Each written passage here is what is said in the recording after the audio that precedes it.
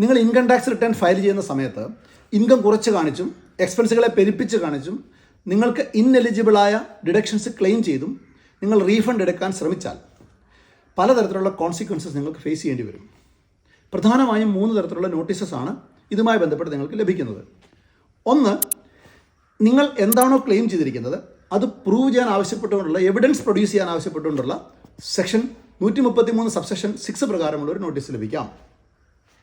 അല്ല എങ്കിൽ നിങ്ങളുടെ അക്കൗണ്ട്സ് സ്ക്രൂട്ടിനിക്ക് വിധേയമാക്കാൻ ആവശ്യപ്പെട്ടുകൊണ്ടുള്ള സെക്ഷൻ 143 സബ്സെക്ഷൻ 2 പ്രകാരമുള്ള ഒരു നോട്ടീസ് നിങ്ങൾക്ക് ലഭിച്ചേക്കാം. നിങ്ങളുടെ ഇൻകം അണ്ടർ റിപ്പോർട്ടഡ് ആണ് അല്ലെങ്കിൽ മിസ് റിപ്പോർട്ടഡ് ആണ് എന്ന് അസസിംഗ് ഓഫീസർക്ക് തോന്നിയാൽ അതുമായി ബന്ധപ്പെട്ട് സെക്ഷൻ 147 പ്രകാരമുള്ള ഒരു നോട്ടീസും നിങ്ങൾക്ക് ലഭിച്ചേക്കാം.